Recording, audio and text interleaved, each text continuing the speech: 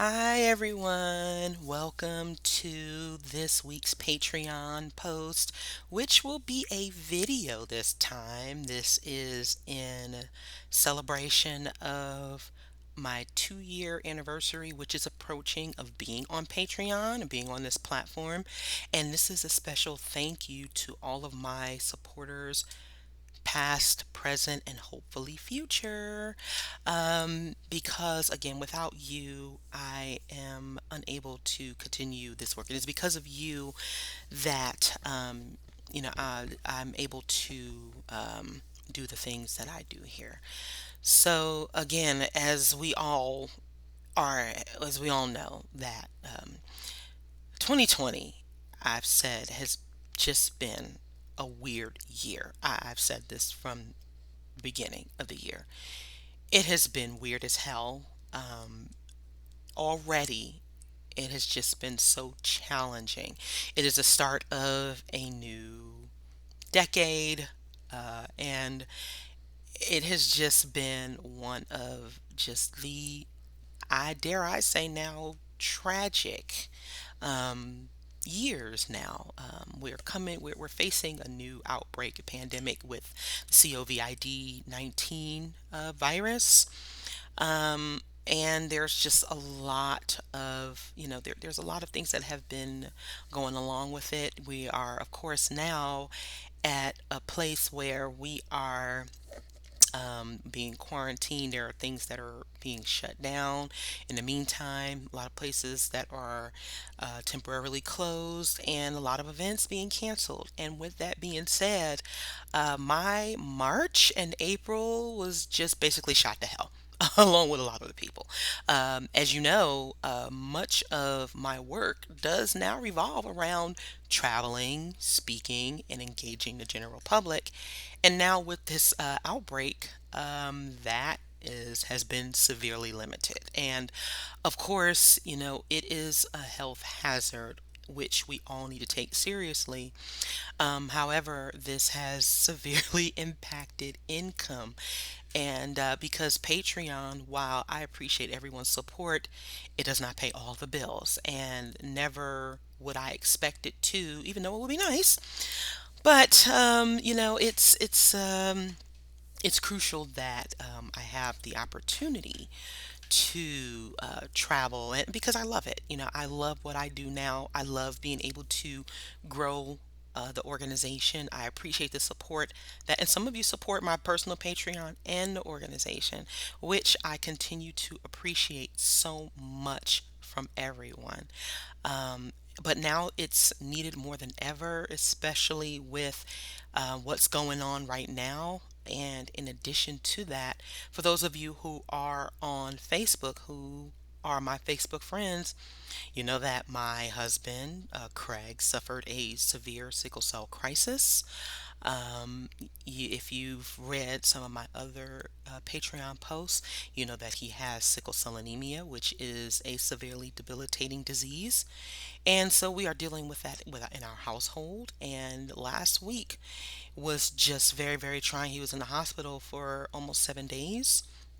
And so he was released this past Saturday, and he's still recovering. He's actually back at work, working remotely from home. He has been doing so for almost the past 2 years, and which has been helpful to things around the house. It actually helped my ability when I quit my job.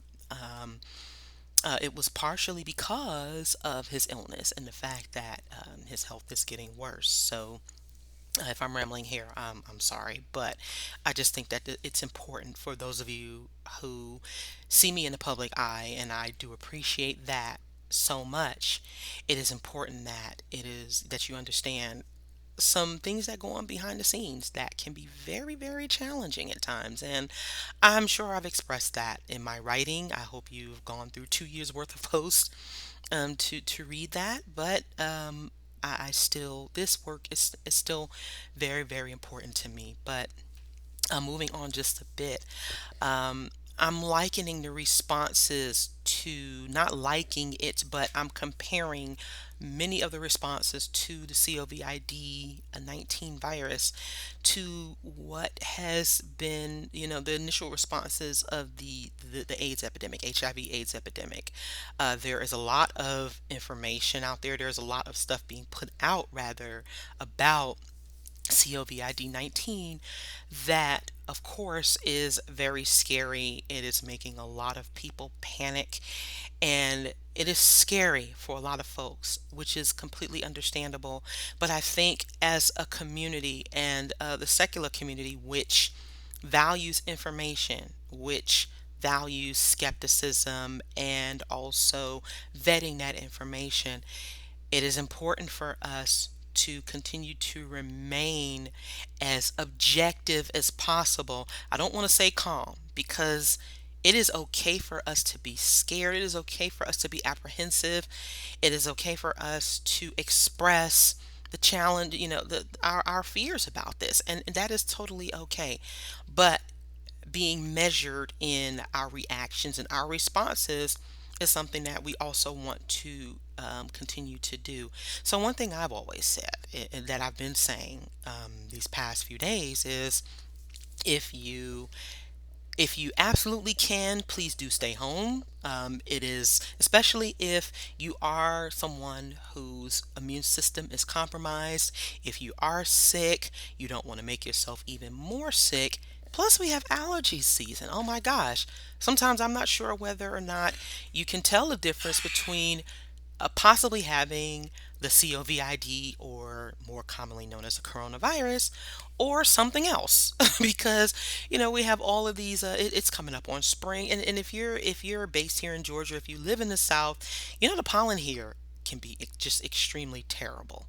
So, with that in mind, it's important for us to know the difference between what could possibly be the coronavirus, or a common cold, or the flu, and how to measure our interaction and engagement. So, some of us, have there's been a question of whether we should just stay inside for the entire time that has been mandated, and whether or not we should engage other people.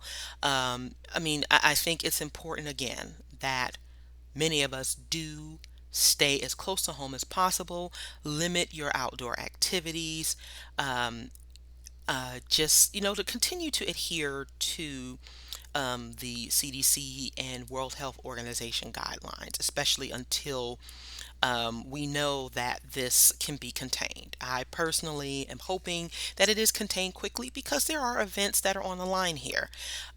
We at Black Nonbelievers, we have the Women of Color Beyond Belief conference that we are primarily facilitating, along with the Black Skeptics of Los Angeles group, and the Women's Leadership Project, and that's at the end of September. We also have our annual BNC Con that is taking place in November, and to be fair, Carnival, the cruise line on which we'll be sailing, has shut down their operations for the next 4 weeks, because and most major companies are doing an overhaul in compliance with the health guidelines, to make sure that they are containing this illness as much as possible. And so you've probably been inundated with a number of emails by different companies and organizations in response to this outbreak and this crisis, which is a responsible thing to do. And I think that we as a people do have another responsibility of, again, limiting our contact, also making sure we have the correct information in dealing with, and also not just the correct information, but also the correct tools in order to deal with this virus. Because as human beings, we do have a tendency to think that, well, if we don't fit within the criteria of who might be infected, or who may, and also who may be affected, that it doesn't pertain to us, and it actually does. And we do have a responsibility to help in the prevention as much as possible, much like with everything else. So, I do encourage our folks to continue to stay informed, make sure that we are dispensing information responsibly, that we are having objective and measured discussions, not shaming the people who actually do have to go out, because some, and I say of us, some of us still do need to go to the store as we are still taking care of loved ones who are affected by other illnesses. And for those of us who are practicing responsible engagement or even that responsible social distancing, there should be no shame in those of us who are doing so. And also, there is no shame for the people who are staying at home because, again, that is probably the best way to go. Hopefully, you're not going stir crazy. I personally have been catching up and binge watching some of my favorite movies. My kids have been teasing me about some of the movies I've been watching over and over again, like The Police. I'm so happy that the Police Academy series is on Netflix. Sure, it's very crude humor from the 80s, but if you've never seen it before, I do encourage you to try to watch some comedies. Please, I saw that the movie Outbreak has been trending on Netflix, and there's also a series called Pandemic. Please try not to scare yourself even more if possible. Again, the key is to remain aware and informed, but not just scaring yourself, but also not projecting that fear onto everyone else because panic really will not resolve this because panic can also cause people to be in places where they could be spreading this disease more than intended. So, again, it's best to try to be as measured as we possibly can here. Again, if you would like to further support my efforts, I do have a PayPal link. I do appreciate everyone who contributed in my time of need. I will always try to support those who are, who have an immediate need as well. Please do encourage people to support my Patreon platform because I do like to know that I do like to give people their money's worth. I always do with the with growing Black Nonbelievers as an organization, and also in the other things that I do. I still do the Ask Mandisa column with the Canadian Atheists. I still serve within various aspects of the secular community, like serving on the boards for American Atheists and the American Humanist Association. I still volunteer with Recovering from Religion. And these are things that people still find themselves in need of, and that they also appreciate. So again, I'm not just sitting on my ass doing nothing, and I know that many of you know that, which is amazing. But in any way that you can help support my efforts and encourage people to do so as well, support the organization would be greatly appreciated. And so with that, I won't take up too much of your time, but I just like to say thank you once again for your continued support. And I hope that we all get through this on the other side healthy, healthy physically, healthy mentally, healthy emotionally. And it is going to be up to us to support each other through this and through everything that we go through. So, again, I hope you all are well. If there are any questions you have, please do not be afraid to ask them. And at some point, I may do a live stream on Patreon to not just to gain more patrons, but to also further engage you. Of course, you can always reach out to me on Facebook via this platform and anywhere else that you see me. But again, it's about constant growth and development. And I think through these times, we can and will make it through together. So thank you once again. Try to enjoy your week, and I will talk to you soon. Bye bye.